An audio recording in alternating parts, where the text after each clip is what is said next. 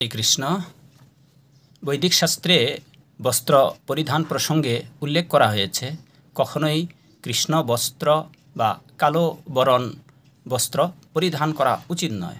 ভগবান স্বয়ং বলেছেন, কৃষ্ণ বর্ণ বস্ত্র পরিয়া যারা আমার কার্য করেন ওই অপরাধে তারা 10 বর্ষ ঘুণ অর্থাৎ কাঠে যে ঘুণ পোকা রয়েছে সেই পোকা হয়ে জন্মাতে হবে, 5 বর্ষ নকুল এবং 10 বর্ষ কচ্ছপ জনিতে জন্মগ্রহণ করতে হবে এবং অবশেষে পারাবত জনিতে জন্মগ্রহণ করে 14 বর্ষ ভ্রমণ করতে করতে অবশেষে সে মনুষ্য জন্ম লাভ করার সুযোগ পাবে।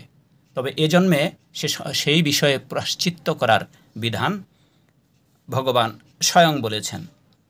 পরিধায়ী কৃষ্ণ বস্ত্র পরিধায়ী ব্যক্তি সপ্তাহ যাবক ভক্ষণে ও পরে 3 দিন 3 রাত একটি শক্তপিণ্ড ভক্ষণে কৃষ্ণ বস্ত্র পরিধান জন্য অপরাধ হইতে মুক্ত হইতে পারে।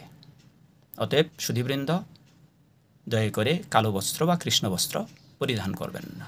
জয় শিল প্রভুপাদ। জয় হোক আপনাদের সকলের। হরে কৃষ্ণ।